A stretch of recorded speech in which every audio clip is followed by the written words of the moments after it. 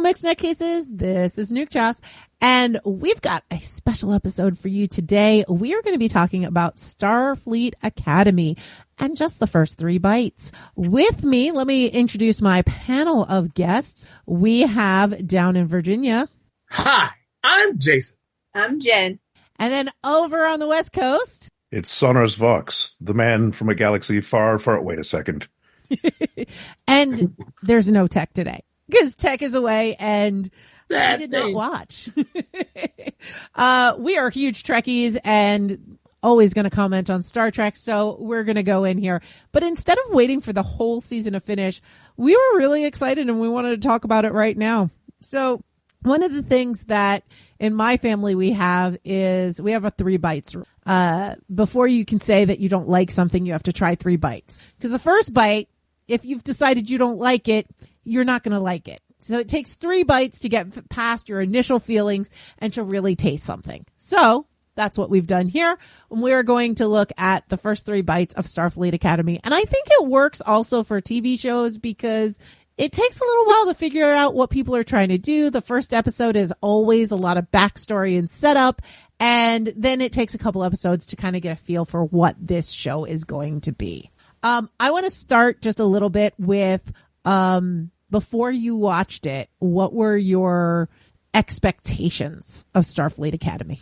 So I happened to see a clip of it on Facebook. One of those, hey, you should watch this show thing. Okay. I didn't know it was out. I didn't know anything else. It was a fun scene with a doctor. And I was like, oh, okay, this is interesting. So I was going for a more comedy perspective. Nice. I've been fairly rabidly following just all the little developments in show running that they're doing right now and developing things. I think especially since the conclusion of Picard. Because that's when you got the first rumors that they were going to do an Academy show. They were going to do a live action comedy show, Lower Decks continuation comedy type of thing. And then, I think at the time I was really looking forward to seeing a continuation where I think there's still rumors of Star Trek Legacy where it's post Picard, with 7 of 9 as the captain of her own ship, which well deserved. Mm-hmm. And so when I heard of this, I was like, okay, they're going to do an Academy focused show. That gives a lot of stuff, but wait, it's set when? And I was worried. Mm-hmm. But yeah, I think that's where I was when I was going into it. Worried, but hopeful. Jason? I'll be real. I thought it was going to be terrible. Because that second season of Picard was kind of terrible. And also, a lot of, I do not like the Abrams aesthetic. Like, it's a bit too polished for me. And I'm not saying I need cheesy, back in the day stuff, but it really is just really, really polished. Like it is, these shows look great. I'm not going to lie. They look great. And that's the problem. Like, so when I see it that way, I was like, ooh, this is going to be, I don't think this is going to have what we need out of a Star Trek show.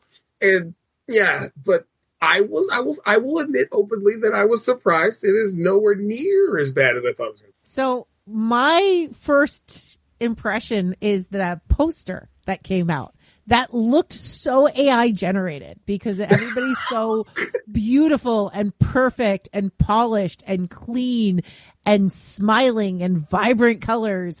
And Party of Five-ish. Yeah, very Party of Five-ish. And I just had this cringe, I was afraid. I was very afraid. And then I heard, it's supposed to take place after Disco. And I stopped watching Disco in season 3 when they jumped to the future because it just, maybe I didn't stick it out long enough, but it just didn't feel like Star Trek anymore. And it felt like a chore to watch. And so I was very apprehensive. And then it came out and a lot of people I know, you 3 especially, were saying, did you watch it? Did you watch it? Did you watch it? Did you watch it? Did you watch it? Did you watch it? You got to watch it. Give it a try. Give it a try. And so I was like, okay, I'll watch it. And yeah, so I like Jason had very low expectation. I'm going to ask, did you watch it? Because it'll be really awkward if you didn't. I know, right? If I'm hosting this and I haven't watched it yet. So no, I've watched the first 3. since you brought up disco, Uh-huh. can we talk about the like hovering in the background incident? Because we talked about it before. We talked about it in the chat, the burn. Yeah. Mm-hmm. So I didn't watch disco, so I had to go look up what the burn was. So basically, we are in a post-alien dilithoid crystal puberty that deactivated and destroyed them all and caused a mass casualty event across the galaxy. Yeah. Oh. And we're now what? I think was it say 100 years later? No, or 1,000 years after something crazy? No, so the burn was, I believe it was about 120-ish years. Because they talk in the first episode about the War College being around and Starfleet not being around for about 100 years. And there's some and the War College came as a too. result of the aftermath of the burn. Right. And so the burn was around for about 100 or so years, and it's just recently, like 2 or 3 years, I think, done at this point in the timeline. Because they found another source of that lithium or whatnot. But it is. But I had to go look and see what caused it. I thought, I was like, oh my God, this must have been some like crazy, like multi-part, like con level thing. No, it was an alien puberty. It was emotionally wrong, and it blew up the galaxy. And I was like, what? Yeah, I had missed that too. So, but the good thing about this, though, and I think it's one of the discussions we also had, and is there's a concern going into a series like this that you need to have watched everything. Yeah. Yeah. And that's the big thing I want to say to anybody listening to this episode. You don't need to have watched anything. No. You don't even need to look up what the burn is, because guess what? I didn't look it up. I just learned that it was puberty right now. I didn't. Yes. I was just going with what the show gave me. Yeah, it's. Think of sorry. it.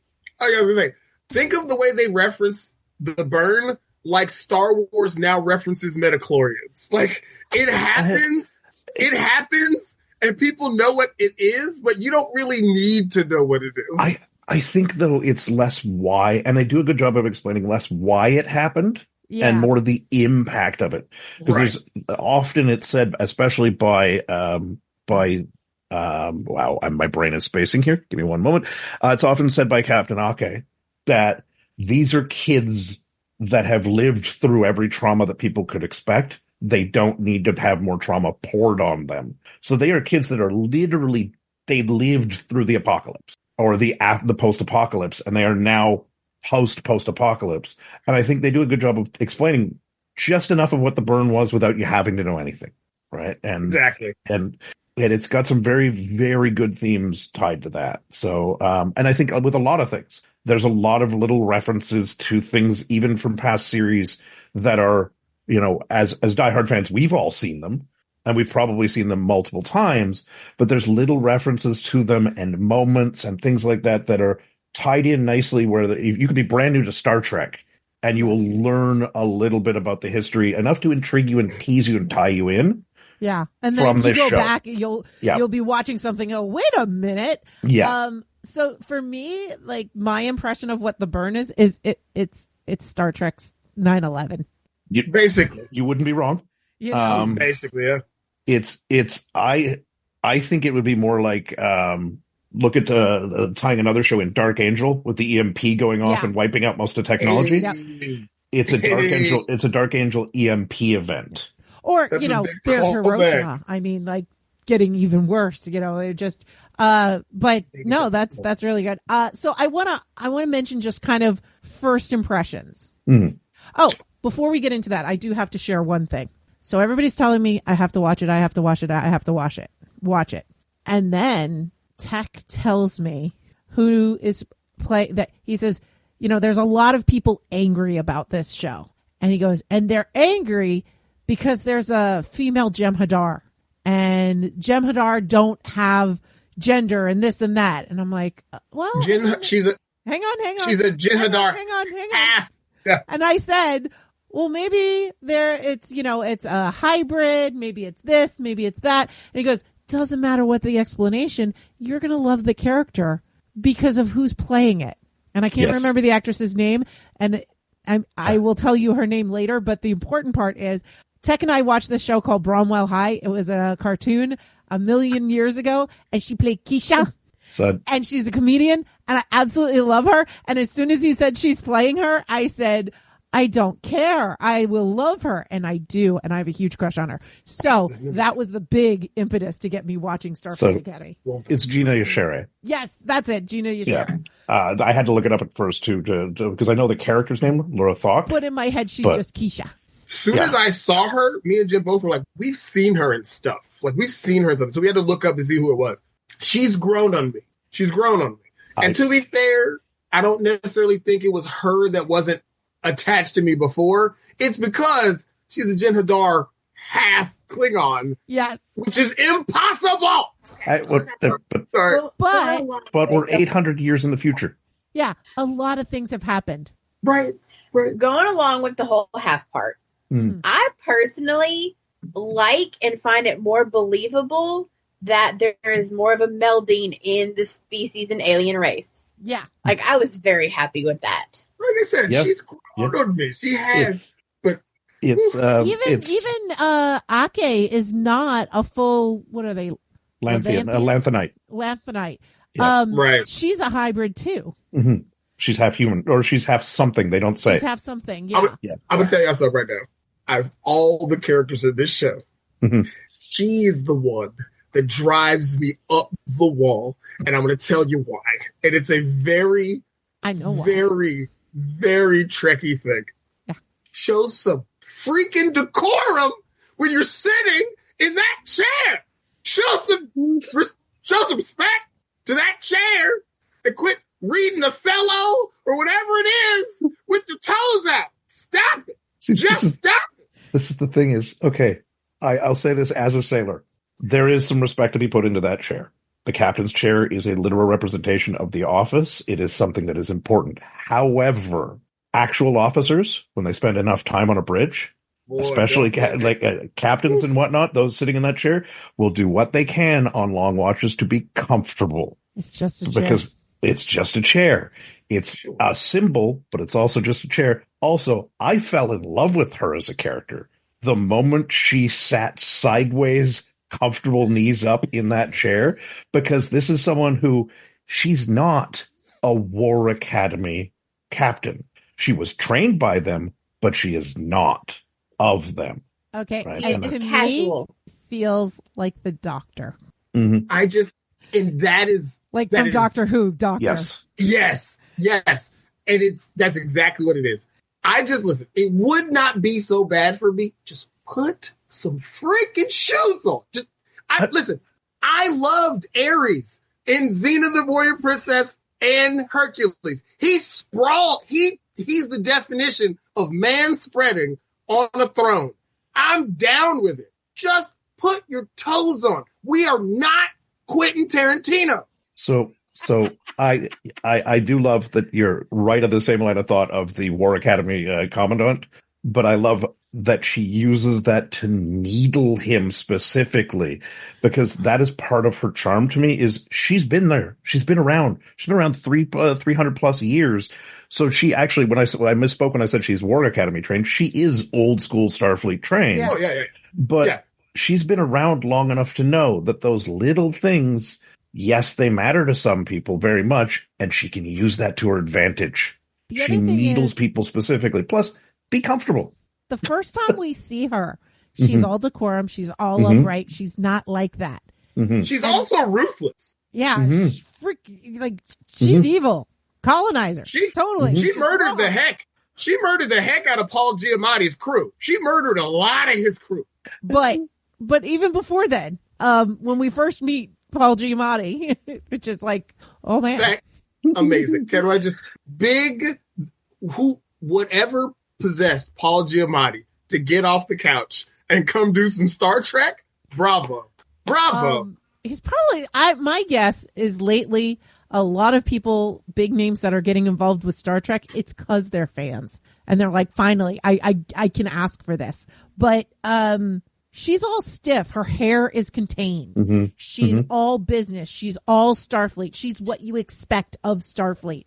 And then what happens, she loses the kid and he's separated from the mother and all this other stuff. And she quits over it and she just loses everything. So if she's going to come back, she's not going to come back in a costume. This is true. Yeah. To me, what I'm seeing from her is when we saw her in that first scene, she's wearing a Starfleet mask. And what we're seeing when she comes back as Chancellor is she's unmasked. She's learned to unmask. I think the best I like her better now after watching episode 3 than I did in episodes 1 and 2. She was just a little too cute in 1 and 2. 3, you started to get who she was. And my biggest hang up also with this show is written well in swaths, but not completely. So it is an up and down written show. And I think there was some changes to this script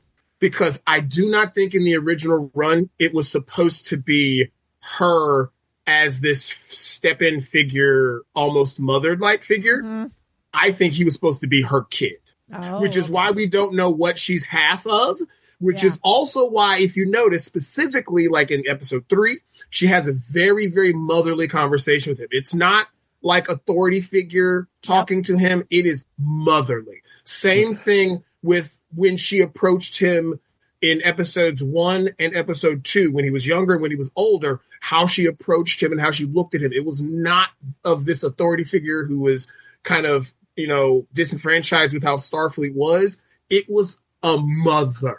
And so I definitely think that this might have been initially that she was going to be getting her illegitimate kid in Starfleet. And this is going to be kind of a reconnection there. Because I'm glad they didn't do that.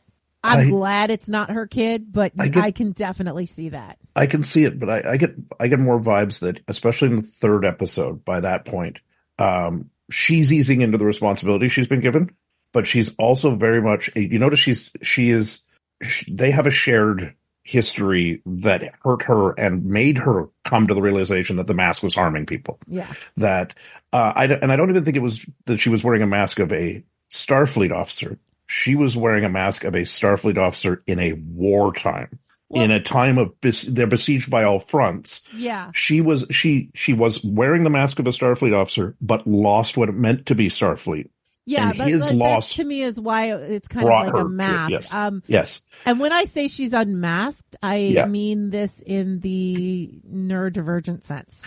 Yes. She's no longer masking to fit in with society. She's just being herself. And I get that too, but I also think in part he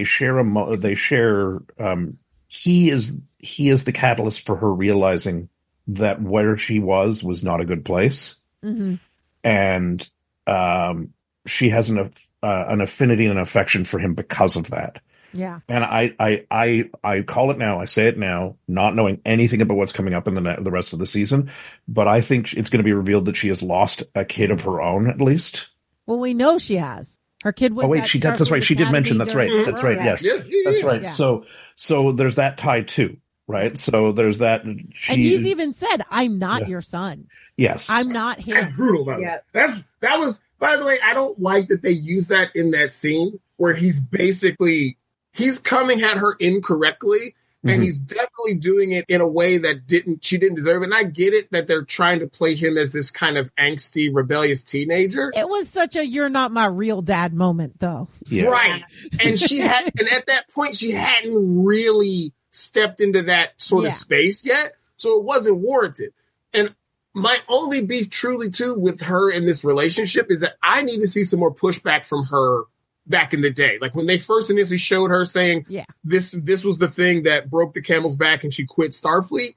Like I need to see a little more pushback. I need to see her talking with old boy with the gray hairs trying to be suave in episode 1, being like, bruh, I filed these complaints. Like I need her being like, no, I told y'all I didn't like it. So don't come at me on some like, I want you back now. I was hot with y'all. Like I need a little more pushback. But other than that, like, I don't think I hate anyone but one character. I think other than that, I think the show's writing may be inconsistent, but overall, by taking away the one key kind of character you need in a Star Trek to make it like the older Trek, you've done a good job. By taking out the person who wants to be an explorer and follow that initial Starfleet ideology, you change the themes and dynamics of the show, right? Like, we don't have a dedicated explorer in this show. We don't have a Picard, and we don't have a Kirk. I feel like Aki's a bit of that in the sense that she's the only real, and they say this is why she's perfect for Chancellor. She's the only real link back to what Starfleet's golden era was, because she was in it then. Yeah. She was in Starfleet when it was good. She's also, though, lost that. Yeah. And is rediscovering. And she's not the key explorer yet. Yeah. But she's getting that back. And I do like that you're right, that they provided a more grounded kind of thing by having a character and a story and a place focused thing. Because this is also almost all of them their first time back to Earth. And they're not discovering. They're not discovering new stuff. There's only one character amongst this whole crew, and this is if you've seen Discovery, thing that has been there, and that's Jet. Yeah. Jet has been there because she was with the Discovery crew when they first came here, and they were on Earth at one point. But most of them, it's a coming home story too. Some of them, it's a coming home or going to a place of legend or something of the like. And I guess it's I guess there's one thing kind of too, tying in with the relationship we've been talking about. Maybe let's talk about the main character syndrome that one of these cadets has, because there's a couple of main character syndrome writings that I find in here. Like, I'm not like other Betazoids, is a phrase that just made me cringe. But nobody's more main character than Caleb. I mean, they started the show with his story. Yeah. The one who got who took the hero flag in episode 3, the female Genesis. Yes. She is trying to squeeze main character energy out of this show so hard, and it hurts because everything out of her mouth is bad. Take 2, please. She's the one character I cannot stand, because every time she opens her mouth, it is a bad line. And I think really it's just, can we get a second take? Can we get a second take?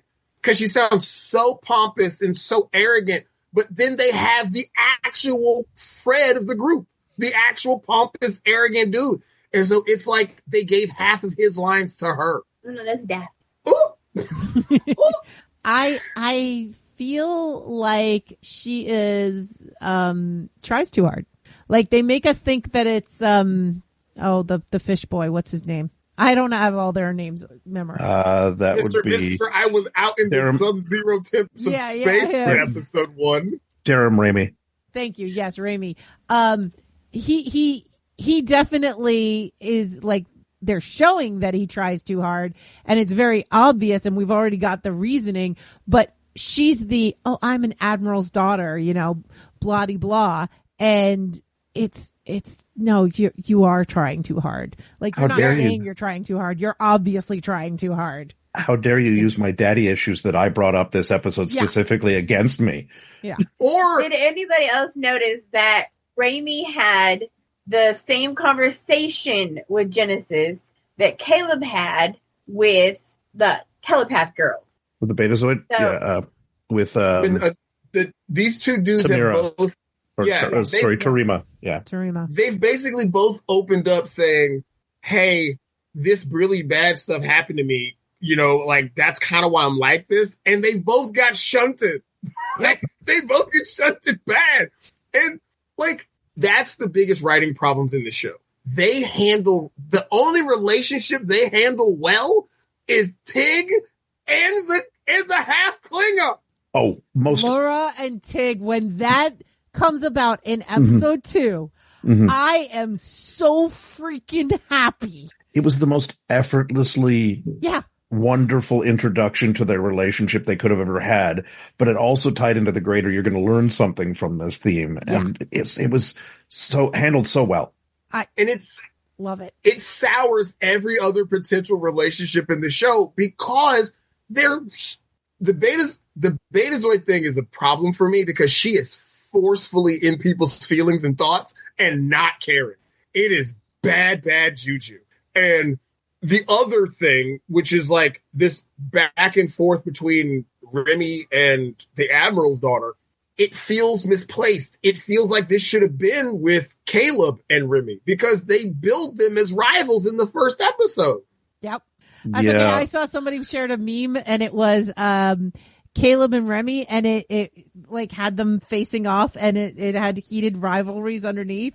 That might be that is that just a Canadian reference though? No, everybody knows about rivalries. Oh man, that's everywhere. Oh man, you talk about gay boys in hockey? Yeah. I mean, so I think that the thing that we're getting to with a little bit with a lot of this though is their early days in the characterization of a lot of these characters. They haven't found their footing for them yet, but also it's almost too big a cast. Because they've got to cram all these little stories in there. But think about TNG. How many characters were in TNG? But they didn't immediately start going into backstory for all of them. You learned about them over the course of a whole season. Yeah. You get a little bit. Everybody. You didn't have like Sam, who I love, by the way. You didn't have Sam exposition dump her entire background to you in 30 seconds because she's so excited and everything's amazing in Next Generation. You didn't have you didn't know. No, you did what was because it was McCoy talking to Data and asking him about it. It was the doctor examining LaForge to look at his device, and you were blind from birth. It was Deanna talking about her empathic ability. It was everybody did have an info dump. But you still had like how bad season 1 and season 2 of Next Gen were. Yes, but you didn't have 20 characters to care about. You had 5 and then peripheral characters you would learn about later in love. Now, hold on. And I want to point out season 1, but also season 2. We still had a good spread out. We still had time to adjust the character. And also, I will say, we all on this call, we lament the ultimate shafting that Worf got all through TNG. It wasn't just season 1 for that character. No. It was. We need to make this villain seem scary. Have them beat up Worf, bro. It took a whole nother show to make that man a Klingon. A whole nother show. But right away we get an introduction to pacifist Klingon in this series. By the way, but first off, Daddy. Can we just say kudos to say they were like, listen. They wanted to jump Michael Dorn's bones, so we really got to shape these Klingons up. And they were like, so let's get the most daddiest daddy to be daddy of the Klingon daddies. And then he's got a soft side because he wants to be a doctor. Daddy. He sounds like that dude from Underworld, the werewolf. I do appreciate the characterization, though, of him talking about his mother saying that, look, like hinting that his mother said, look, you're not a warrior, but that doesn't make you less honorable. And him saying in the third episode, just because I'm not going to fight doesn't mean I'm not going to protect the honor of my friends. Yeah. Yes. Right. Yeah. And so and he won't let them do it alone, he says too. And he is, to me, his characterization is more drip fed through 3 episodes in a good way because he's not the focus necessarily, but you learn a little about him. Whereas I contrast with Sam, she's not the focus of those episodes either, but wow, do you learn a lot about her. And I guess that's also the character too. Yeah. Right. Well, so, okay. So can we talk about the Klingon just for a minute? Because one, he is gorgeous. He is absolutely gorgeous. But he's also like 8 feet tall. Vox, it's your character from our role playing game. Mm-hmm. Ah! Remember when you made a Klingon medic? Oh, yeah. I mean, we did a game where we were trying to make Klingons that were un-Klingon like. Tech had a DJ, and Vox had a medic. Yeah, it was very much a Hacksaw Ridge style. I will do no harm, but I will protect you, medic. Yeah, and it was. That was my first thought. I was like, "Oh my gosh, it's Steve's character." I can see Jaden. I can see Jaden very much being on a battlefield, absolutely bodying people out of the way, but not actually fighting them to get to his people. I can see that. Although it's episode. Oh no, he wasn't involved in. I was going to say episode 3 already broke him because he was in the laser tag battle, but no, he wasn't. No, he wasn't. A different activity. He did, yeah. Although episode 3 was a little rough for Caleb's characterization too. It was like, I'm a loner, but I'm really good at this game, so I guess you need me, so I'll show up. But I'm a loner still. But I like this jacket. Yeah, wow. I'm waiting for him. I need Caleb's character to be more like Rico at the early parts of Starship Troopers when he's like doing flips in that football game. Like, if that's what you're going to make him be like, then let him be that. Because trying to make us think he's lazy, the beginning of that episode made me so mad. Okay, but Raimi's Rico. Raimi is Rico. Right. He even looks like Casper Van Dien. I mean, come on. He kind of does. But like when you see him doing all that working out, and you're like, and you make Caleb get up and like act like he doesn't work out, and then in the next scene he's got no sleeves and he looks like he's been hitting the gym forever. I'm like, come on, guys. He's jacked. I will say the characterization of him being lazy, I don't think is he's always lazy characterization. I think it's him quietly going, I've lived such a life where I've been on the edge of survival for so long that I can relax finally. Would you give it up and let me relax? It is a giant MacGuffin that he is there.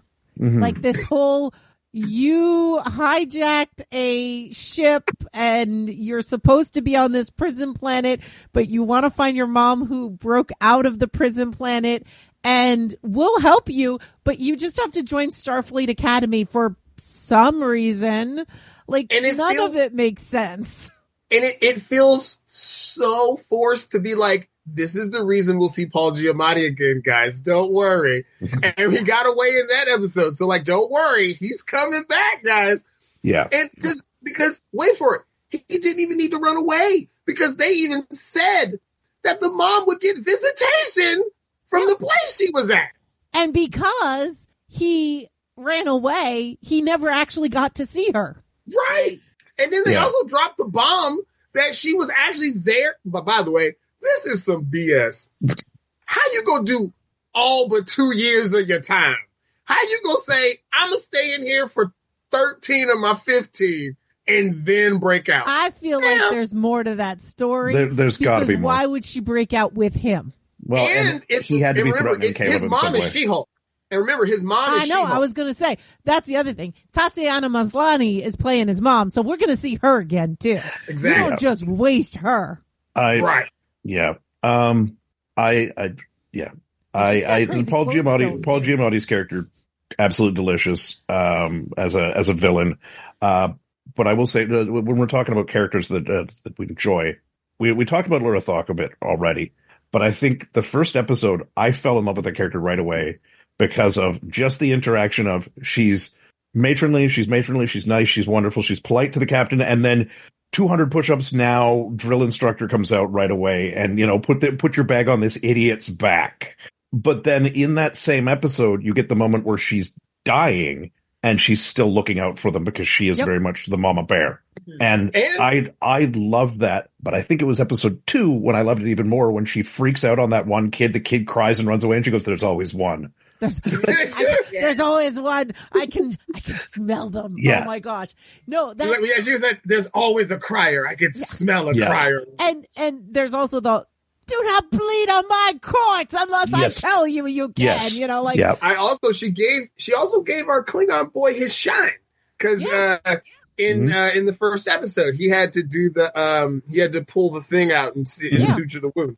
Yeah, no, honestly, I think the do 100 push-ups, all this other stuff. She's doing something that I do when I'm teaching martial arts and I get kids. They have to learn how to be in class. And that's what the push-ups and do this and do that are all about. It's not about I'm thrusting my authority. It's you have just entered.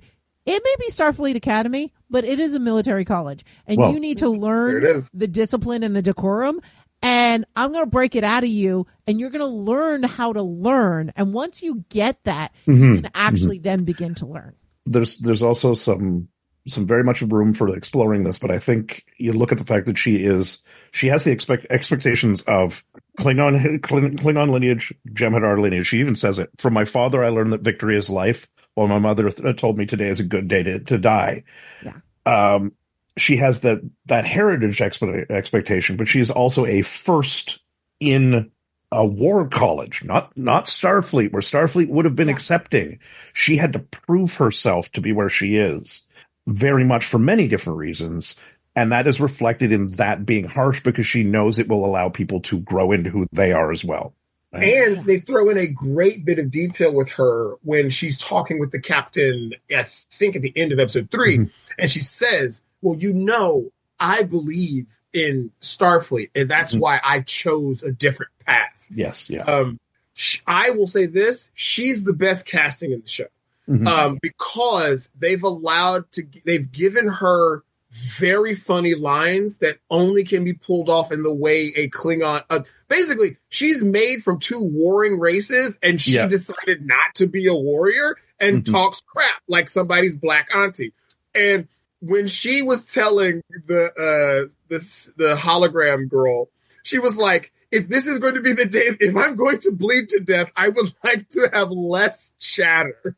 I was like, that's great. Because the way she delivered it was so good. And what I think is really great is that she is a comedian. You know, that there's a lot of humor in this show, and you've got two comedians who happen to be dating in the show. You've got Tig and you've got Gina, and they are both comedians, so they're able to deliver these lines. And if you've ever seen her comedy, like, her delivery is the same. That's how she delivers her punchlines, and I love it. Did y'all catch that line from Tig in episode 3 when they got teleported and Caleb ended up in the towel fell off, and Tig's line was, and I quote, "That's a lot." I said, "What?" I said, "Wait a minute." Yeah, and then episode 3 also with the prank war. I've heard a lot of people say it's weak. No, I think it's the best one. No. It is showing that while they've been through all this stuff, they're still kids. The staff themselves are also, for various reasons, you're getting evil Dean versus good Dean, but the staff are also in on it because they need that. Yeah. He does have they have it starts to explore how. To be fair, the War College has a better mascot. Yes, they do. Mugato. Godzilla polar bear. Mugatu. But their commandant does have a tea fetish. I will agree with her on that. He has a tea fetish. I have a tea fetish. He has OCD. He goes to the holodeck and makes an anthropomorphized version of his tea. Yes. Tell me, listen, do you want it hotter? I don't know why people would complain about episode 3. I personally think episode 3 is probably the best written of the bunch. I think episode 3 predictable, is more, but well written. Yeah, I think episode 3 we're more in the run of things. There's definitely a feeling of, this is Star Trek, the college years, like Saved by the Bell college years, but it's Star Trek. Definitely like that kind of a thing that we're bringing it all in. But we've got those elements that make it Star Trek. I mean, Sam is a photonic being that is the first in Starfleet. And you've got, people that are defying those expectations. And I think we're going to find our explorers as we start to learn about them. I think that we're going to learn a lot more. And the other thing is, okay, we haven't talked much about the Beta Zeds. First off, you've got dorky brother who also tries too hard, but he's probably more fun. He makes it work. He makes it work. It's the Betazoids are kind of like in this show. They seem to be like they are post-Soviet Union emerging from isolation. I was going to say they're like homeschool kids because they've been locked up behind a wall and they've had no interaction. The big question is why she chose the War College, which is fine. I mean, she said it herself. Yeah. It's where she can find the discipline to control because she's not like other Betazoids. I'm not like other Betazoids. I feel too By the way, listen, I like blinking red. Anybody else reminded of Captain Marvel on that one? Oh my God. Oh, no. I need if they want to fix, if they will to fix that whole thing with her, and my issue with her is she's supposedly a super powerful Betazoid, but she's untrained. And one of the things that Guinan and anyone with empathic powers talks about in earlier Trek is that it's super dangerous to be. Yeah. Mm-hmm. Because they have no experience outside of a Beta Z world. So it's true. For them, it's normal. It's not, they've never had to interact with non-empaths. Right. That's why I need a God being. I need a God being to show. I need a spoiler alert. This is just my soft pitch for more whoopee. I need Guinan to come to this school because she's still alive because she's a God being. And I need her to see her interacting with people and be like, girl, hold up. Let's talk about this. Like, you're freewheeling it out here and it's dangerous. And like, you can't just be revealing these things you pick up from people because that's not your place. Like when she starts revealing all that stuff to him about how he feels about the team and the jacket and not being let down, she's rocketing through this man's emotions. And I'm like, somebody needs to tell her to dial it back. But this is also reflecting that lack of control she has. True. And they even turn off the little thing on her neck. And why she wants to go to the War College. Because she's afraid of being around, in part, she's afraid of being around Caleb. What, 400, 500 years from, say, TNG? 8. Yeah, something 800? like that. 800 years from TNG. Ella Lorenz they live about 1,000 years, but by TNG, she's between 600 and 700 years old. Yeah. Well, I mean, somehow the holographic doctor survived. They brought back Yar for an episode. There's timey-wimey stuff. Yeah, well. Wrong franchise, but timey-wimey stuff. And speaking of the person who's been around forever, because Captain Ake's been around for a while. She's been around for a while, but the holographic doctor being the same to his core of wanting acceptance, wanting people to treat him as someone who is part of the crew, want him to be human and all, being quirky, but the quiet little pain when Sam mentions that one person or that one ship, the quiet pain. Oh, I'm looking forward to that being explored. Oh, yeah. Because Robert Picardo is the man to do it. Yeah. I'm going to say right now, quirky is not the word. Cranky. Well, okay. Acerbic. Bro, he's exactly what you would think an old doctor would be if he's been alive for like 1,000 years, cupping people's gonads and checking for hernias. And like, basically he's doing sports physicals for a millennia. Like, okay, look. House and McCoy got together and said, you need some bedside manner, Doc. like, seriously. Because, man. But, yeah, I don't know. Like, there again, Robert Picardo is probably, as the Doctor, is probably one of the best choices they ever had for bringing someone in from older Trek. I was given the impression that like he was going to be the Chancellor or something. Everyone's like, he's the main focus. He is not the main focus. No, but which is nice. Also, y'all, were you able to identify who the digital dean was? Yes. Yeah, it was. Oh boy, oh gosh, I can't. Stephen Colbert. He's a fan of the Lord of the Rings. Yeah, it was Stephen Colbert. But also, we've been kind of dancing around we've mentioned him a few times, but Paul Giamatti, come on now. I read today, and he chews the scenery in such a beautiful way.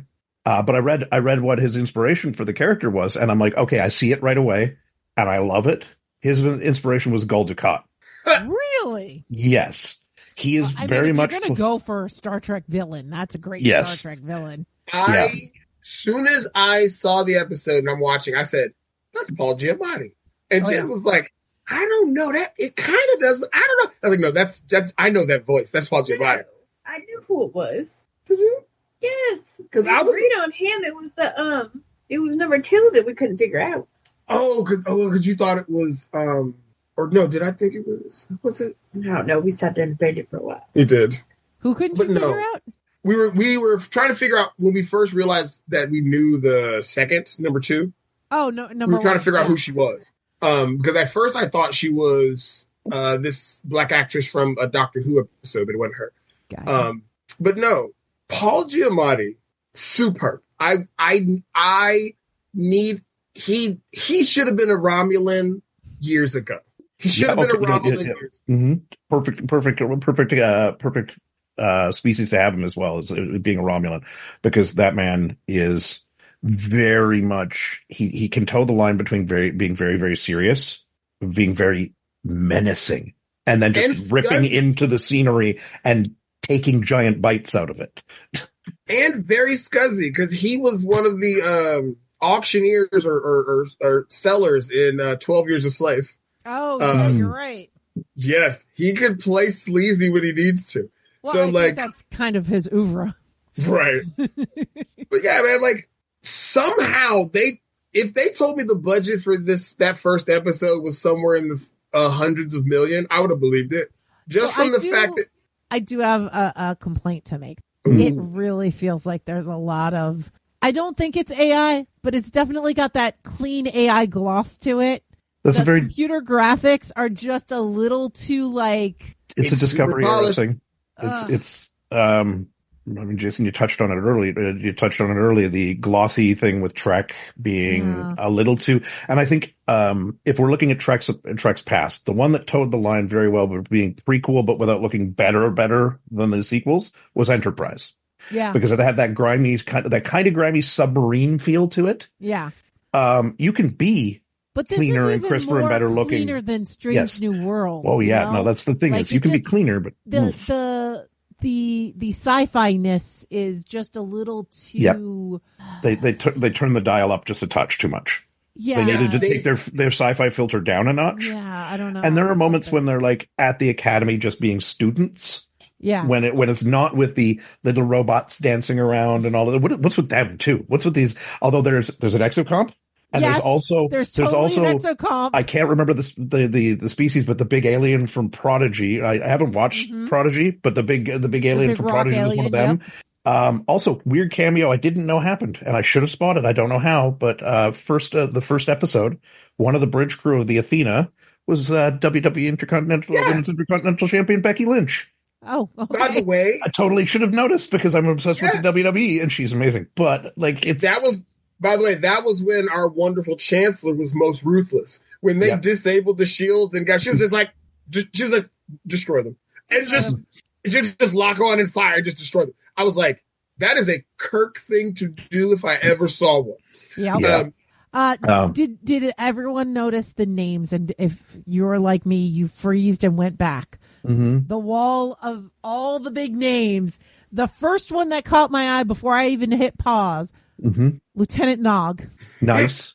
Lieutenant's good, but he didn't get the Ensign Kim finally becoming Admiral Kim treatment. Yes.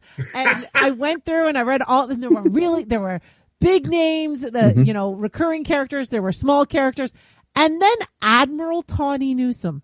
Not Admiral Mariner. Admiral Tawny Newsome. Which is the voice of. Yes, yeah. So I want to know more about that one.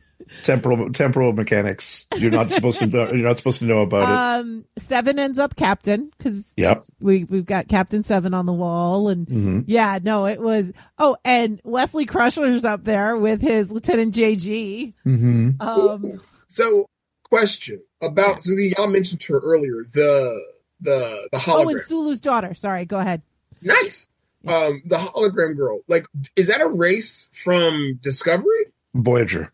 It's from Voyager. They had an episode where they in the Gamma Quadrant found a planet of holograms of photonic life forms. Yeah. And she even says that she's 4 months old, but meant to feel like she's 17 years old. Like, okay, that's a lot to put on someone to send them to a strange new academy when they're just learning to live. Yeah, right. Which explains why a lot. She came in hot. Yes, she came in. With the I've harped on it a few times, but I love it. I love her as a character because she is that perfect. Like, she is going to be the biggest absolute hero at the end of this series. She's going to come into her own and be a house on fire by the end of this series. I thought she was going to try to keep it on the down low after talking to the doctor. She's all excited. She's talking to him, but I figured, she's going to let people know her and then she'll let them know. And then they have no lights and she just, boom, I'll give you all the lights because I'm made of light. I'm calling it now. the Athena is going to fight more. They're going to fly that ship more.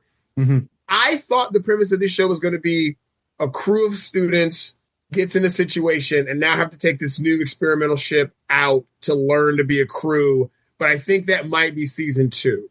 Mm-hmm. I think season 2 might go that route. Give it a ship because they learned with Deep Space Nine that without a ship, they were limited. You can't limit yourself to one location. And so they gave us a ship and they are going to use that ship. We're going to use it a lot. I do love the nifty little, hey, the ship is also the Academy transformation. Yeah. Like programmable matter being a big thing in this, where, I mean, it's a Discovery thing you don't need to know as a Discovery thing. Because they introduced it really well in the first episode. But the Athena itself, as far as ship designs go, I love the swept wing nacelles. See, those are like, how it all connects, but that's okay. That is my beef. They've turned up the fantasy and cranked down the science to give us a cool design. And I will say this, whoever designed it probably watched some anime in their time because those are definitely Tenchi Muyo Lighthawk wings from back in the day. If Techie was here, he would be riding with me because it's something similar in Love Hina. There's also something similar in Ah My Goddess. So listen, we know the influences here. All right. Yeah. And JJ definitely steals from anime. So following in his JJ's not involved in this, just so you know. But like you keep saying JJ. He is so far booted. Alex Kurtzman. But it's because he created this look. This polished look that this Star Trek has is his footprint, and they've not gone away from it. That's why it looks so polished. The lens flares are everywhere. Yeah. Like the grandiosity, the doing. I do not understand why the bridge needs to be so dark. I don't know why it needs to be so big. It's massive. But why can you not see what you're working on? Like, I just don't get that. I would equate it again to the Navy experience tactical lighting. Yeah, but they can't see you from the outside. Yeah, no. It's tactical lighting. There's no windows. Tactical lighting doesn't only serve the purpose of that, though. It's you don't want fatigue on your eyes. So having a big bright bridge for 8 hours, let's say, being on there, your eyes are going to be worn out. It doesn't need to be super bright, but it also doesn't need to be super dark. Like there needs to be a happy medium. Balance. Yeah. Happy medium. If it was a little brighter, maybe you would have noticed Becky Lynch. Yeah, well, that's true. Exploding stations aside, the bridge design is way too big. Because if you have to, if you have to go, oh no, this person is down, I have to sprint to get to their station to do something. Yeah. That's a problem. It should be. Yeah. No. Although, holographic controls and stuff like that, seeing those little things in there, I'm like, okay, cute. But, even L-cars I had a problem with because if everything is digital on your system and your power goes out, you're screwed. Mechanical systems. You need mechanical systems. Baby. You need keyboards. We need buttons.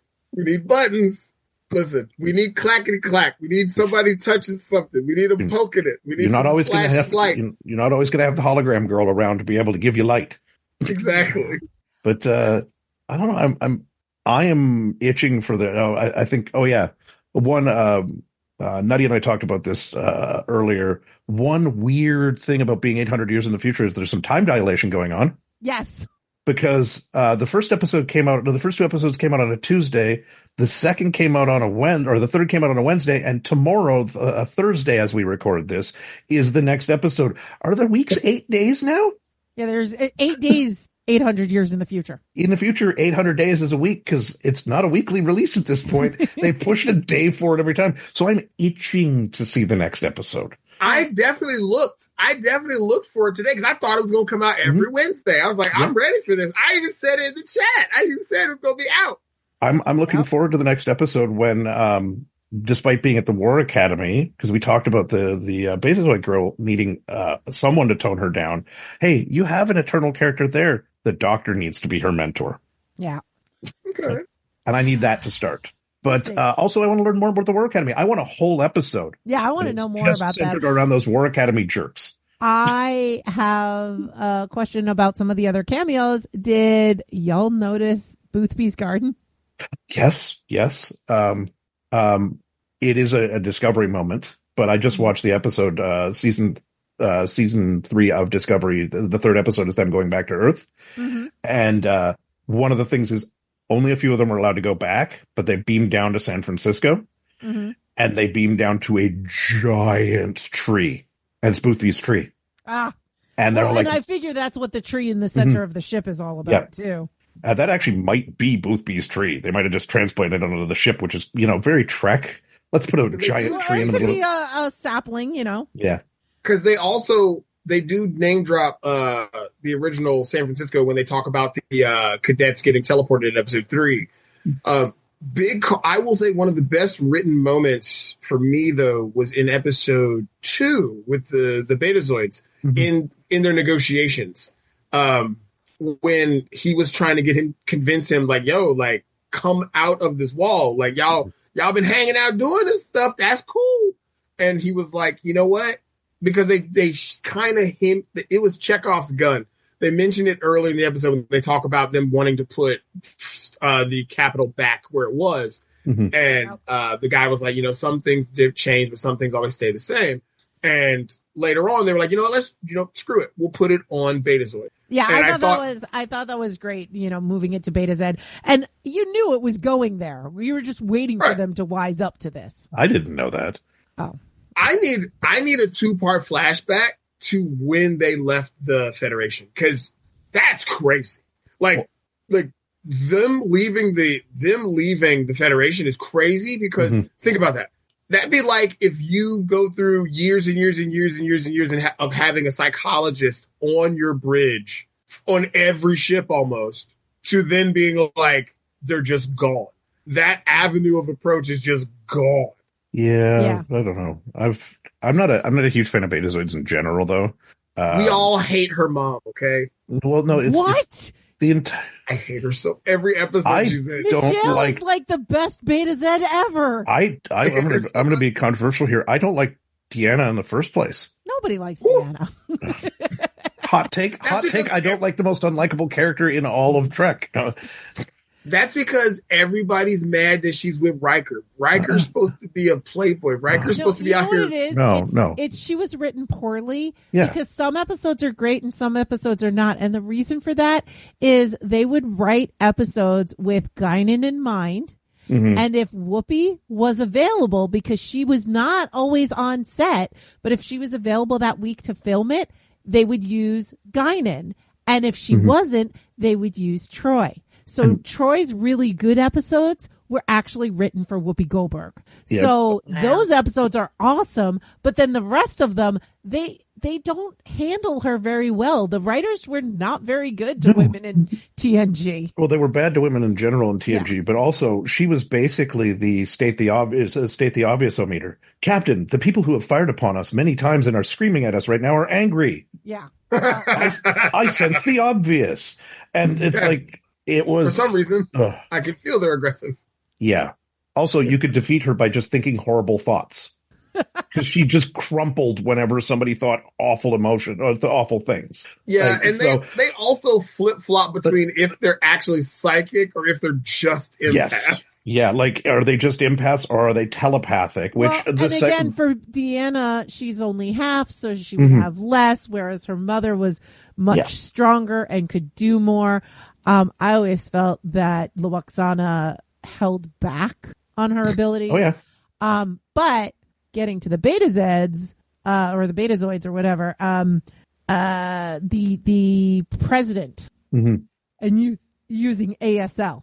Yes. I loved that they were so insular and telepathic with each other that they prefer not to speak. So they have adapted to speak to others with a common sign language with ASL, or a common, like a language that is without words. It was actually ASL because I looked it up. The actor is himself deaf, which is really cool.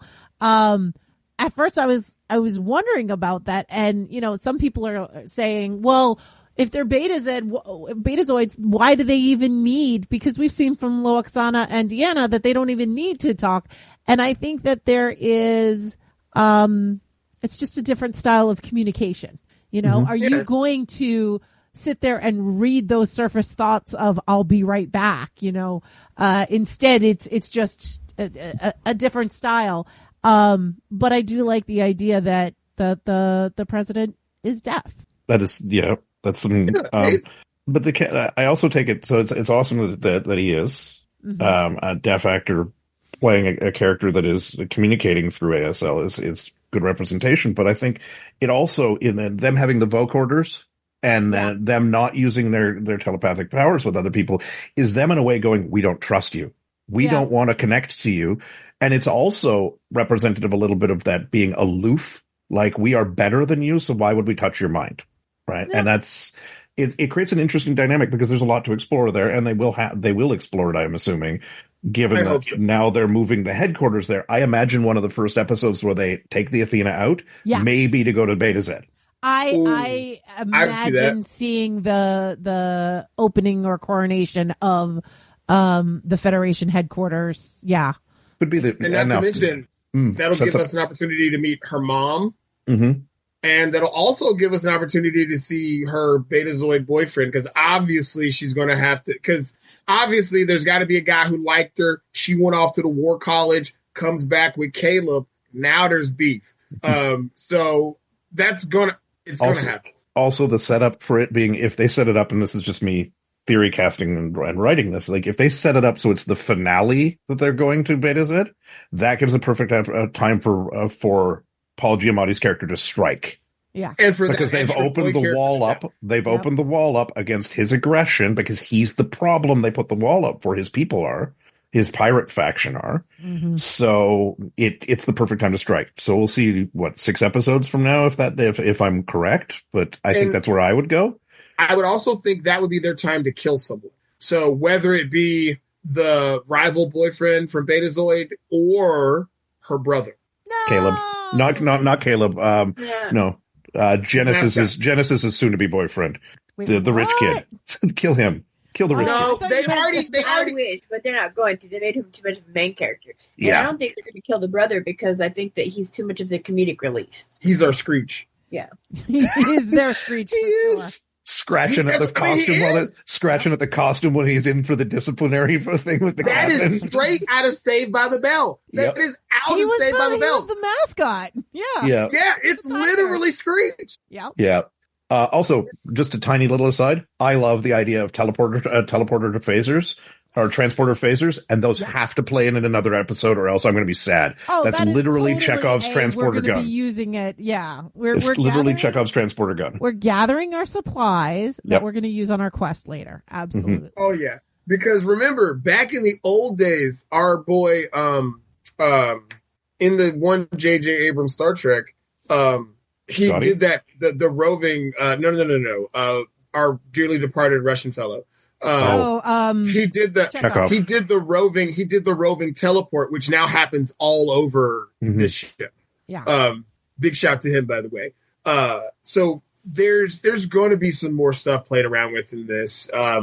We've only met one of the Commandant's race, which is her, right? We've not actually met any of the others in Strange New Worlds. I know. I mean, in Academy. Yeah, Pelia. In Strange New Worlds, Pelia is one of my favorite characters. It's Carol Kane. Yeah, because one, it's Carol Kane, but two, she's just so I like a character that is, I know your book inside and out. Your book is, it's there for a reason, but I don't need it. I know your book very inside and out, and I taught it. Yeah, and I helped create it, but I also know that it's not everything. And and then the moments of I remember the 80s. It's probably the only thing I love about the 80s. And that might be recency bias. I just watched the episode where they wired telephones up to the ship. Oh, I love that one. Yeah. Oh no. But yeah, this is, and I think. I don't know. I'm getting the feeling I'm not the only one that is very hopeful for this series. This has renewed a bit of my faith, a bit of eroded faith in Trek for me. I'm hopeful because I loved Lower Decks so much. And I was afraid that Starfleet Academy would not have enough joy or fun to it. And is it as good as Lower Decks? I don't think there's anything that can be as good as Lower Decks to me. The writing's not tight enough. The writing's not tight enough for that. But it's a new live action. It's giving us something new. We'll give it a go. We'll see what happens. And I'm in for the ride. I'm here. Yeah. I've not lost my faith in it yet. I can overlook the too shiny look to it, you know? Yeah, and if you keep if you keep the Star Wars droid-like-esque things out of my face a little bit, you'll help me fight off that polished look a bit. Yeah. I did like everything's named after somebody that we know, except for Turner. And it's like, who's Turner? And I had to look it up. Turner's nobody. He's just making up stories about this guy, Turner. Maybe what we'll find out is that, like, you know, next season we'll have a guest star. It'll be either Nathan Fillion or Timothy Oliphant, and they will be they'll play him. Be Turner. Yeah, come on, yeah, but please bring Nathan Fillion into Star Trek. Can we get Timothy Oliphant in Star Trek? Like, can we get Alan Tudyk into Star Trek, please? Please and thank you. Although, if you've not watched Resident Alien, I have. Good. I have. Oh my God, so good. And have him play that same alien. There you go. Yes, that'd be perfect. I mean, God. Look, we have not done this. I will also note it's very much a modern Trek in the one little sensibility. And it caught me off guard because I hadn't watched Discovery in a little while, and Strange New Worlds doesn't do it as much. But oh my, we're not doing it today. But the swearing in the show, you know, I saw somebody say that there was a lot of swearing in the show, and there was a lot of cutoff before the swearing. There were a lot of flipping the birds in the show. That was more than anything. They dropped the B word several times, and they drop a lot of curse words. Also, it was one of the first things I noticed about the writing, and I did not like it. I don't like my captains saying curse words. Yeah, there's also something that kind of threw me off too when we're speaking of language in here, and it's very much this survived like 1,200 years almost. The phrase dumpster fire being used by yes! I was like, what do they know what a dumpster is? Yes, you have replicators. Not only that, it's not a human using the phrase dumpster fire. It's the one character that probably has nothing to. Well, okay, wait, Klingons probably have dumpsters still. What am I talking about? They gotta have a place Klingons to grow their food. But I will say, that is probably my only major gripe about the show is that you cannot. They like how TNG, Deep Space Nine, and Voyager got us used to getting those little bitty details, right? Mm-hmm. Like getting those little bit of tidbits that flesh out the world. We don't really get those a lot with this show. Like specifically, why did she say dumpster fire? Right? Like in TNG. It would have been because Data was really fascinated with old colloquialisms from the early years and started using them all over the ship. Like, we don't get those little tidbits, and I would really hope that the hologram girl would fill that space, and it hasn't happened yet. I mean, so I'm hoping it does. Because remember, we have that Aki's obsessed. I mean, her with the vinyl. Oh yeah, I saw that. Although Lanthanites having that long memory and everything makes sense for them. Always in Trek, like in most of Trek Beyond, like Next Generation and on, I don't think it was so much present in the original series because the original series suffered from, hey, whatever the backlot is, we're making this planet episodes for a while. But in Next Generation, where they had the luxury of having their own sets and everything, they still had characters that had an obsession with old Earth. Yep. And I think that might be there, but I swear if we have someone call someone Bay, or if someone like says something is fire or Cap, I'm going to be very unhappy. Fire, I'm going to allow. Cap, maybe not so much. We do have a Betazoid. If I hear if I hear one person say that was lit, I'm done. I will say our girl Betazoid, she's got the tooth gem. Yeah.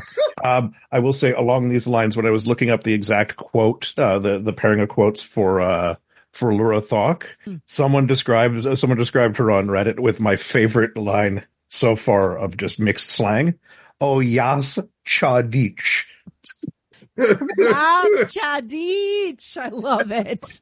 Listen, I'm trying to think. Have we talked about every character? I think we talked about everybody a little bit. I think we talked about everybody. There's going to be characters we missed because it is a big ensemble cast. There's going to be little things we missed, I think, because we also haven't learned much about the Academy or the War Academy characters other than they're jerks. Yeah, but they've had some dialogue and conversation and back and forth. We know one of them's a Vulcan jerk. We know there's a young lady who's very angry all the time. Oh yeah. She was either giving me Romulan or Klingon. Oh, Romulan. I know what that is. It's yeah.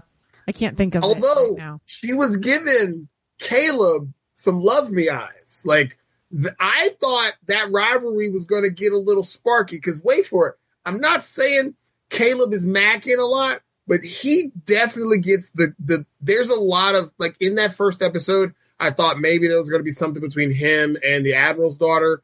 I thought there might have been some sort of tension between him and the angry girl from the War Academy, especially given that the Betazoid went to the War Academy too, to create that love triangle tension. But for the most part, this has been sexless, and I'm kind of mad. Oh well, there's been little moments. There's in one of the trailers. There's a full on like makeout session thing, and it looks like in one of the flats. And I'm like, what is going on? That we didn't dive right into the sex, and that we didn't have any exploitive goo scene like we did in Enterprise. Hey, Data is fully functional. But that's all I need. That in the first 3 episodes, it was like seasons later. Okay, no, we didn't that talk was about season 1 because it was the Yar. But it wasn't in the first 3 episodes, okay? It wasn't in the first 3 episodes. When you talking about all the characters, there is one cameo thing that I thought was going to be mentioned, and it wasn't, and it is a great throwback to both Lower Decks and the original design of the Enterprise. We got humpback whales. We got cetacean ops. We did. We got humpback whales, but we didn't get they were porpoises. But we have humpback whales. Yeah. And she says she's pregnant. Yes. Just like also, I do love the line that Caleb uses. Or no, is it Caleb? Yes, it's Caleb uses the sometimes it's good to see a living thing that's big that really doesn't care about you. Remember that whatever you worry about, you just do not matter to this whale, right? Yeah. And I love that. That is a very insightful thing from a very angsty character. Right? Like, their date was also some very good writing. Yeah. That was some really good writing. The negotiations were really good writing. I think most of episode 3 was really, really good writing, if not predictable, but it was really, really good writing. I need them to cut down on the B-bombs, man. I don't need people in Star Trek. I love that it's the person who drops the most swears on this podcast is like, they swearing too much. Oh, he was so mad. Like he kept saying, if one more person says the B word or calls somebody else a B, he's like, I'm just shutting it off. I'm not done with this. Because they were slanging that thing. And I was like, when did this happen in Star Trek? Yeah, like, I mean, because they're kids. Yeah, but they always, they're yet to be professionals. They're yet to, a lot of them are yet to have even been interacting with anybody outside of their own families. Speaking of kids, Cedo is on the mural as well. Ooh. Yeah. The original Bajoran from the Lower Decks episode of TNG, and like Marina's whole... Was Worf's kid on there, maybe? No, he wasn't in the Federation. I still say they should have just gone with it. They should have gone full on with it and made it Ensign Harry Kim still. Like, other tiny cameo too in one episode only. From Discovery, Ensign Tilly, Tilly is one of the instructors at the Academy now. Yeah, but we haven't seen her yet. Apparently she showed up in it. Or no, I guess they're saying she's in one episode, so I guess maybe someone's got a preview still or something. I think a lot of these cameos happened in that initial arriving at the sweeping school through the academy, because there was a lot of walking through it. Like a lot of those cutscenes when you first get introduced to Tig, because I don't even think Tig has a line in the first episode. You see Tig is only credited as having 2 episodes. Yeah, you and see so Tig. Tig's in 2 and 3, not in 1. Okay, Yeah, I was about to say, I could have sworn they might have passed through her, like a quick shot of her, something like that, because no, she's I already think at the a lot of academy. those cameos happen. I think a lot of those cameos happen that way. I think she's already at the academy, and I just don't think we've met her yet. Yeah, I think we might have not have met her yet. I'm looking forward to see if Becky Lynch's character gets more fleshed out, or if she's just there to fire the torpedoes the one time or whatever, or fake the warp core breach or whatever she did. So. And I also think she wrangled her accent. It's not for Irish. Her lines. Yeah. Mm-hmm. Yeah, I think she wrangled her accent a little bit for those lines. It's almost like she can act, which you wouldn't know from the Marine 4, but... So it's Rebecca Quinn is her acting name. Yes, Rebecca Quinn.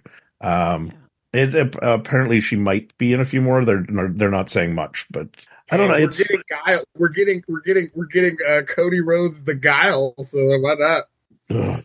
Anyway, but I think, yeah, I mean, we've done it like for 3 bites. This is very much a deep dive into those 3 bites. It's like we've savored them truly. And it is fun to talk about. So I want to know, like, I'm hopeful. Mm-hmm. If you were to evaluate just the first 3 bites, like, I don't know how to, I don't want to give it a rating because it's still too new, but at the same time, I'm hopeful and I'm going to continue watching would you clean your plate at this point? Yeah, I'm going to clean my plate. Yes. Mm-hmm. What about you? Are you going to clean your plate? I'm definitely going to watch at least the next couple episodes. Well, I mean, when you came on, Jen, you were telling me that you were watching Strange New Worlds. Like, is it? It had popped on after the 3rd episode. Yeah. Of Starfleet Academy. Mm-hmm. So I watched a couple of episodes of it, and it had caught my attention. Maybe so we ought to. You want to watch more. That's I was going to say maybe we ought to do an episode on the greater state of Trek at this time. Well, yes, we'll definitely do that. Honestly, can we just say we need to do that for Star Wars too? Yeah, and we'll throw another one in there, Marvel, because I will say this though. I heard today from a very reliable source that Wonder Man is fire. Oh, Wonder Man. Yeah. They dropped Wonder Man, and I've heard it's fire. I heard it's pretty good. All right. So I think all 3 of those brands need a retrospective, because I think Star Wars is in a bad way, and I think Star Trek has pulled itself out of a nosedive and has done something that has given hope to this brand with Starfleet Academy. Mm. Yeah, I am excited because it's something different. Yep. I'm excited because we kind of started going into prequel areas, and we did Picard, so we went a little bit further in the future, and then we were doing prequels, and you get kind of stuck in the canon that's already there. Yeah. So at least we know that we're not going to break canon. Yeah, like we and can't so they always, can be a little more free. We can't always go. It was a Black Ops mission to the future. Nobody ever mentions these people again. Yeah. Even my half sister, I don't mention. Right? Yeah. We can't do that always. I think we need to thank Picard and Lower Decks for the way this show is, because we got closure with Picard. Lower Decks showed us that we can learn about a different area, different parts of Star Trek, and see beyond Picard, beyond Riker, beyond Kirk, into something different. And that we can lean into the joy and the funny, because because this is very much got that humor going for it. It hasn't hit its stride comedically yet necessarily, but it's got those elements because it's dancing. It's not a comedy, no, but it's got the elements. Right? So we can thank. Did anybody else get some Orson Scott Card Ender's Game vibes from episode 3 a little bit? Little Ender's Game vibe. Yeah, with the way that the game they were playing, this like laser tag thing they were playing. I was getting some Ender's Games vibes there, but for not having trained them in combat at all at that point, talk about throwing them 2 feet into the fire. Like, you're going to fight each other. You're going to fight drones. But you're going to do this. As we discussed earlier, like this is the end of an apocalypse. It's post-apocalypse. Caleb's been fighting his whole life. The Admiral's daughter's been training for this her whole life. Like, Caleb had skills, but he didn't know the rules. Yeah. No, I mean, and he just wanted to fight He was straight somebody. fighting. and I get that the rich boy. All there. I get the rich boy was probably more just desire to be better than everybody than actual skill. Like, And we he's got got a that taste drive. of that. We got a little taste of his character when he has to talk with Tig, which I think Tig definitely overstepped Mhm. their boundaries a little bit on that. But I think Tig sensed something. right. And I think that's because you get it when at the end when he sends another message to his parents and he's basically like, look, it's a big shoes to fill, but I'm learning good leadership that I would have never gotten if it Mhm. wasn't for me coming here. On that whole Tig scene, did not care for her saying, I travel the universe for her, for Yeah. my girl, and that is showing up. Facts. Okay. Why didn't we use number one as she did something for Tig Yeah. instead of, oh, well, I did this, so that's what you need to be looking for. That Genesis is, Yeah. which she kept trying to hint towards, but Right. she was talking about Genesis, saying that Genesis was showing up for him. No, she- No, No, I mean, no. she did in the sense that she made sure that he stayed alive, but no. And she came back to be on the team when she didn't want to. yeah. Yeah. And I'm gonna be honest with you, I don't know why she had any beef. She came in there talking smack, and he Mhm. got her in the moment that he needed to Yeah. get her.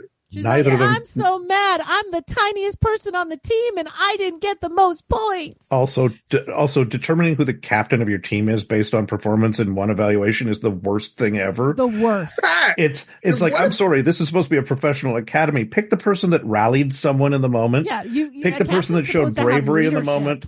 Pick Sam because she's going to learn from it. Yeah, the Sam is only one who's captain. actually done leadership stuff was Caleb in episode 1 because Mhm. he's got main character energy. Well, he also caused all their problems in episode 1 too. So Yeah. Because they needed to get Paul Giamatti back in this somehow. yeah. But that also showed us, by the way, that while he's got some mad skills, he's not very good at covering his tracks. Yeah. Because he Oh. got caught when he tried to break Facts. into the He's prison. a terrible liar. He's a terrible liar. He got caught when he hacked the subspace comms. He gets caught when he's trying to leave somewhere. Like he's a rule breaker, but he gets caught every single time. Yeah. He got caught when he was dressed as the Mugatu. But I will say this though, he is giving you exactly what most previous Star Trek captains give you. Yeah. His weakness, women, his benefits, great leader without being one. He's like, he doesn't have to say he's the leader to get people to follow him. And he's smart, but man, does he get caught by his penis. Wait, Like, is he the just- male mariner? Mailing her? I think He's the mailiner. he's- Also, he also has that classic William Shatner body, right? You know, I'm kidding. whoa, let's call a spade a spade. Shatner in his prime was pretty cut. Like he That's was, the thing, right? he So, could yeah. go without a shirt now. He wasn't All right. worried about being We without a gotta wrap shirt. this up, but I do want to say I love how as soon as they walk through that little wall that they've got their uniform and the clean haircut, and he's like, I'm not wearing a uniform. I'm not going to cut my hair. That's not going to happen. Meanwhile, dude, your hair looks so bad. Like, come on. And then he goes That was a through terrible wig, guys. and the But- haircut he's got is very nice. They let Jade. That's because of the lineup. He had the I fresh know. lineup. they let Jaden keep his hair. I'm just saying. That is true. They But- did.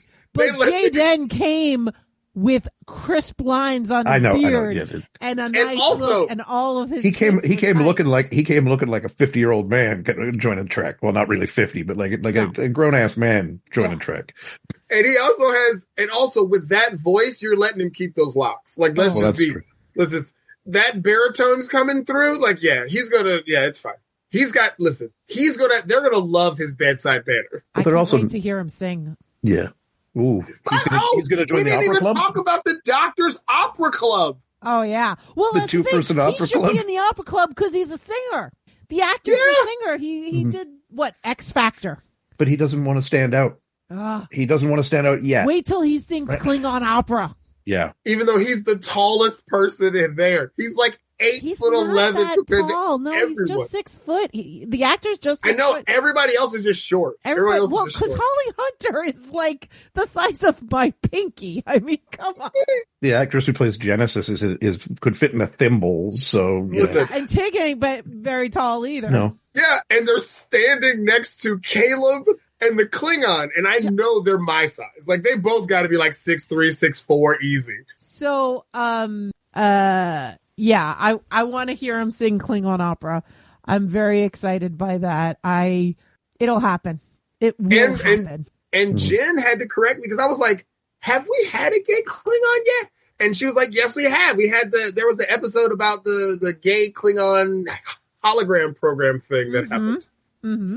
And yeah. you've got a Klingon hybrid that's dating Tig Notaro.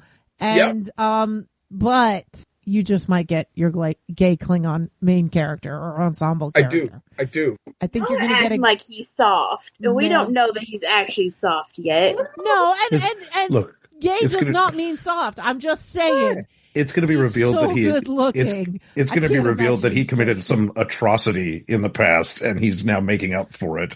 Right. He murdered. He pulled an Anakin Skywalker.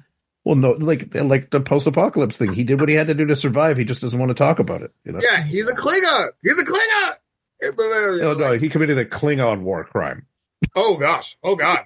Hey, last time that caused a civil war. No, he committed a Klingon war crime. He planted flowers on the graves of his enemies.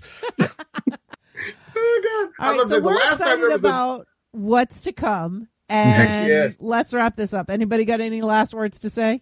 Put some shoes on, madam. That's all I'm asking. Put some shoes on. As someone that hates wearing socks and shoes as it is, and does not always sit in a chair correctly, I am totally fine with it. You like L anyway. You like L from Death Note anyway, and he doesn't sit in a chair correctly either. Yeah, well, she's just continuing the grand progression of the Riker maneuver for chair sitting. And these are all ADHD show-off things. So, I don't think there's a neurotypical character in the entire on the show. No, not at all. Not at all. And I'm here for it. Yeah. Also, when are we going to get a synth? Also, when are we getting a new Data? I know we got the high hologram girl, but we should get we need a Data. It's Sam. You've got the exocomp. Man, if that exocomp is a descendant of Peanut Hamper, I'm going to be so happy. Or it is just Peanut Hamper. Or it's just Peanut Hamper has lasted this long. Amazing. Let me tell you about my ex-boyfriend, Rauda. Wait, hey. How long have you been here? Oh, for just a couple millennia. It's fine. That's your God character. Yeah. Oh, that'd be funny. All right. Thanks for listening, everybody. Let us know what you think of Starfleet Academy. I'm sure by the time you're listening to this, you've probably watched more episodes, but this is what we thought after the first 3 bites. So we're going to be part of the Clean Plate Club, and we're looking for more Star Trek to eat. Bye. Yeah. Bye, everyone. Bye.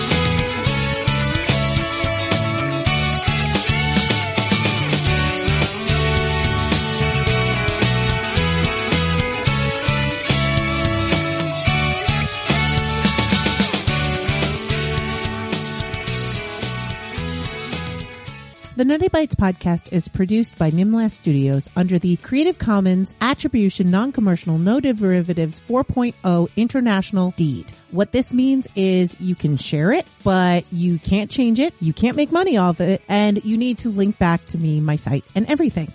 We live at nimlast.org. There you can find links to social media, Discord, our Facebook group, Patreon, or you can call us at 347-NUTTY-42. We do not consent to having AI scrape, learn from, or repurpose the Nutty Bites podcast.